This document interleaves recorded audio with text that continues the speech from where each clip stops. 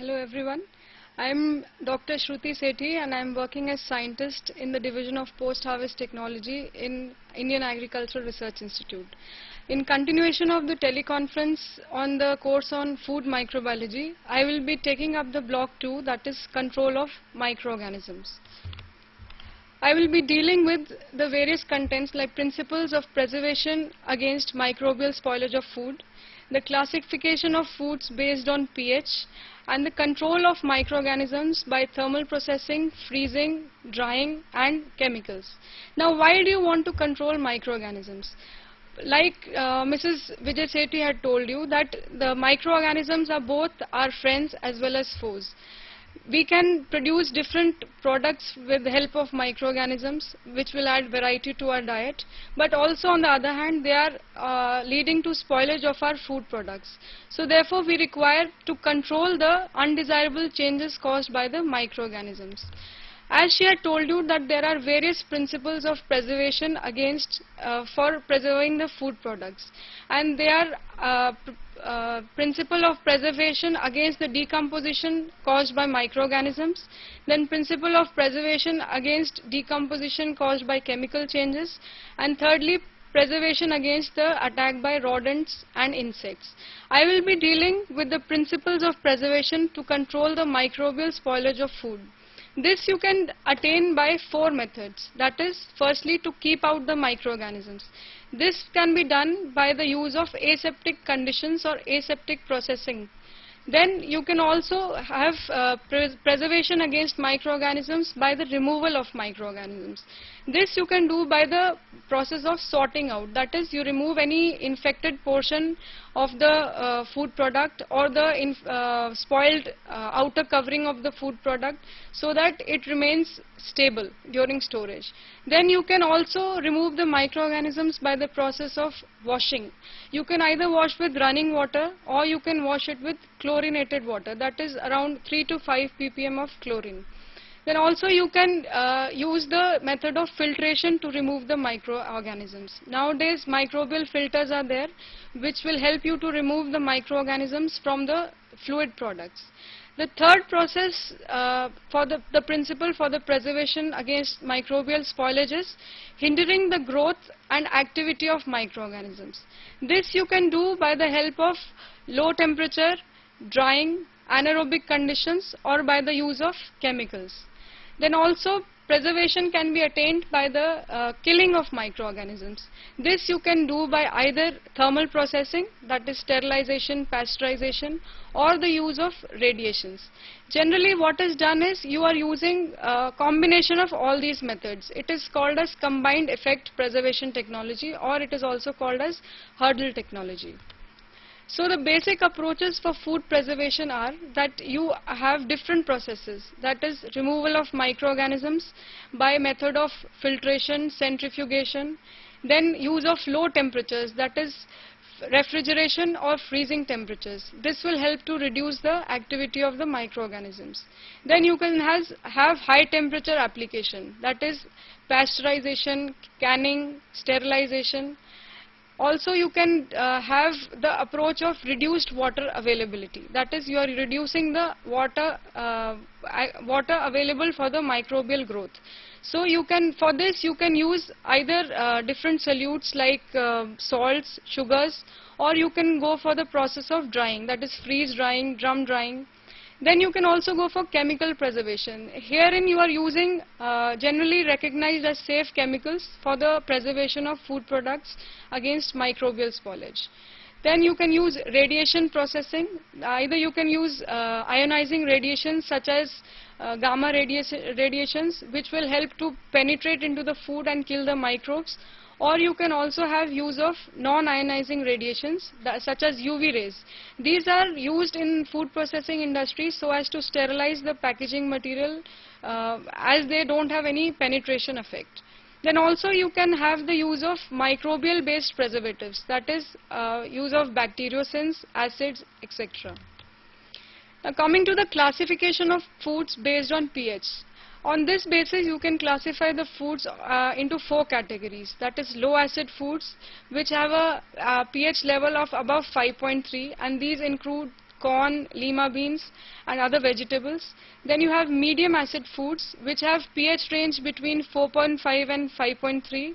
Then you have acid foods having pH between 3.7 and 4.5, and high acid foods, that is pickles and sauerkraut, which is having pH more than 3.7 or less than 3.7.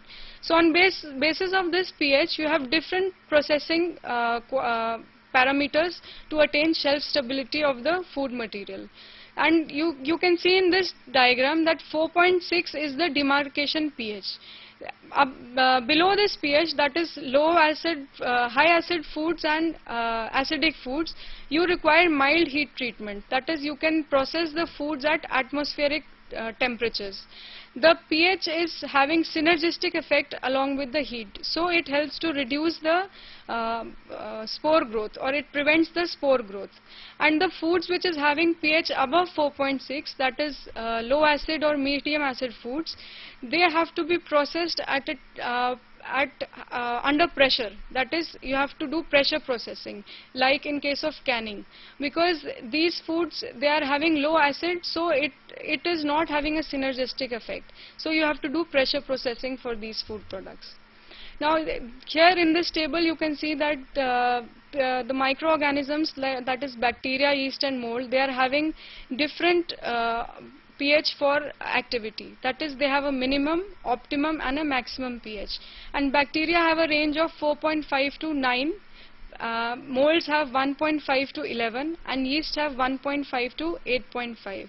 With the optimum being 6.5 to 7.5 for bacteria, that is near the neutral values of pH, and molds and yeast can grow at a slightly acidic conditions also.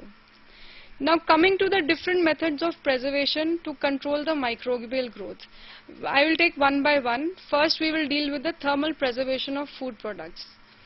Thermal preservation is nothing but the application of heat to destroy the microorganisms. So there are degrees of thermal processing which can be applied to the food so as to destroy the microbes or to inactivate or destroy the enzymes which are causing spoilage in the food product. So first is the process of sterilization.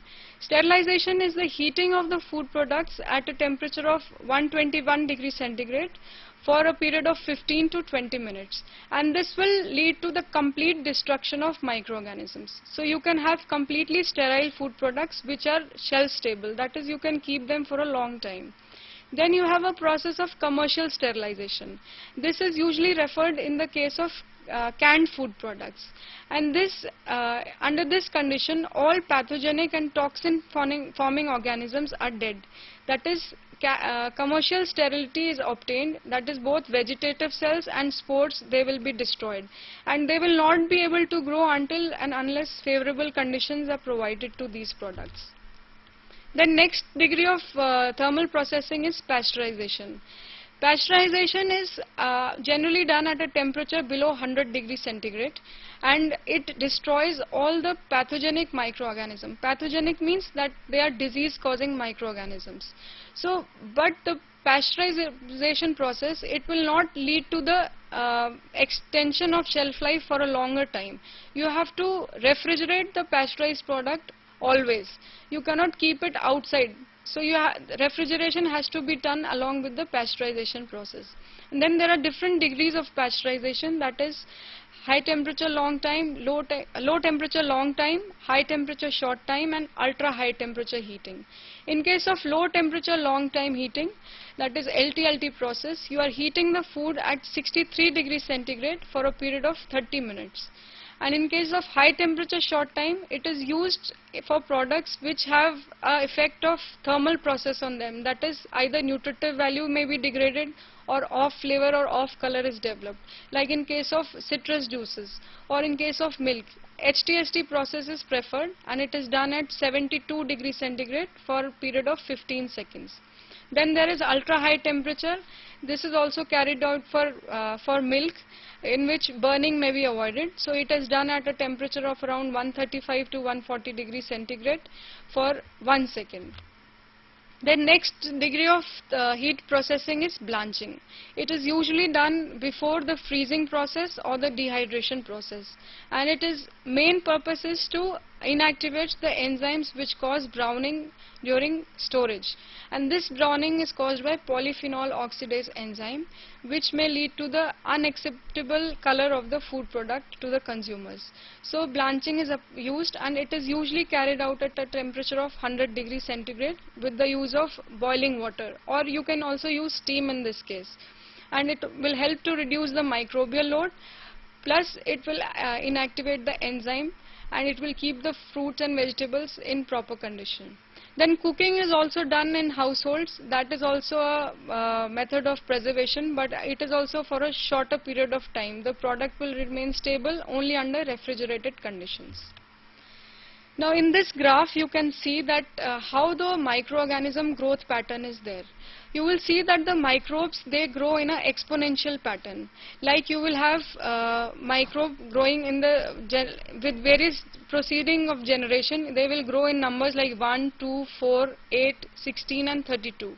And when you plot a curve of the log number of microbial cells or with the time, you will see that it will give a linear curve. That is, the microbes are growing in a linear fashion, in an exponential manner.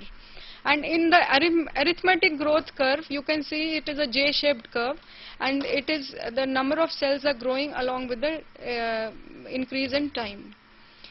Now coming to the rate of microbial death, when you are applying any thermal process, the microorganisms, they usually die at a constant rate, as you can see in the graph which is being shown to you. The graph is plotted with the log number of microorganisms at the y-axis and time in the x-axis.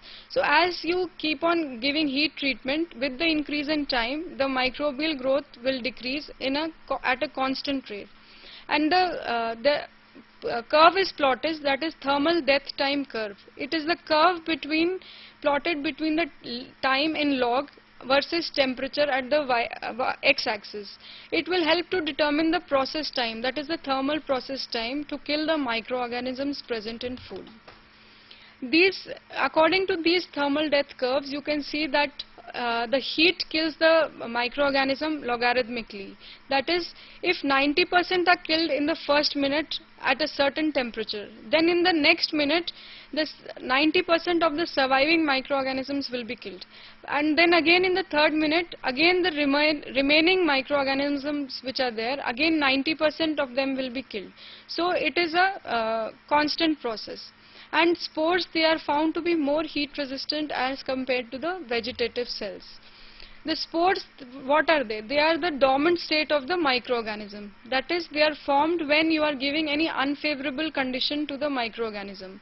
So the spores which will be formed, they will be in dormant state, and when you give favorable conditions, they will be again growing to the vegetative cell.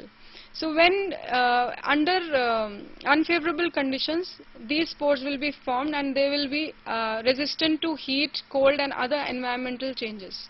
Whereas vegetative cells, they will die because of the unfavorable conditions. Now, according to the heat resistance of microorganisms, you will see that thermophiles are more resistant as compared to the mesophiles, which are even more resistant than psychrophiles. This is because thermophiles have a higher optimum temperature for growth and multiplication. So therefore, if you are applying heat thermal process, thermophiles will be more resistant as compared to the psychrophiles. Then spore formers, they are found to be more resistant as compared to non-spore forming microorganisms. And the cocci, they are more resistant as compared to rods. And it has been found that the microorganisms that clump together, or they form cell aggregates, or those which have capsules around them, they are more heat resistant as compared to those which do not have capsules, or those which do not grow in clumps. Then microbial cells which are growing in a high lipid media, they will be more resistant to thermal shock as compared to those which are growing in low lipid media. This is because the lipid content is having a protective effect on the microorganisms. Then we have various terms associated with the heat preservation. Like you have thermal death point. It is the lowest temperature to kill the bacteria in a broth in 10 minutes. Broth is a liquid suspension. So it is the lowest temperature required to kill all the bacteria in 10 minutes. And thermal death time is the time required to kill all the bacteria in a broth at a given temperature. And you can determine the TDT, that is thermal death time, by the decimal reduction time, or D value. Here I have shown you that what is D value. So when you plot the log number of survivors at the y-axis with time at the x-axis, you will get the survivor curve. Which is a straight line. So this survivor curve, when it traverses one log cycle, that time, the time at which it traverses one log cycle, that is known as the D value, or that is the 90% reduction in the microbial population. Then the other graph you can see is the Z value. Z value is obtained from the graph, that is the thermal resistance curve, which is plotted between the log D values and the temperature. So the temperature with span which is required for reduction in one log D value, that is termed as the Z value. Here I am giving you the definition of D value, Z value and F value. That is, D value is the time required to reduce the population of microbes by 90%, that is 10-fold reduction, at a specified temperature and under specified conditions. Z value is the change in temperature in degree centigrade or degree Fahrenheit necessary to cause a 10-fold change in the D value of an organism under specified conditions. And F value is also in the time in minutes, but at a specific temperature of 121 degrees centigrade, which is needed to kill a population of cells or spores. Now we have a 12D process. It is used as a margin of safety in case of canned food products, which are usually of low acid, that is, which have a pH of more than 4.6. This is because you have to prevent the growth of microorganisms such as Bacillus coagulans. So this is a time temperature process that will reduce the Clostridium botulinum spore population by 12 log cycles. Like D value is by 1 log cycle, you are applying 12 Ds, that is reduction by 12 log cycles. And in this process, enough heat is provided to reduce 10⁻12 spores of Clostridium botulinum to 1 spore per ml. Now here in this graph you can see this pictorial representation that if you have initial high microbial load, it will take longer time to destroy all the microorganisms in this case. But if you have a lower initial microbial load, it will take the process, thermal process will take a lesser time to kill all the microorganisms. So care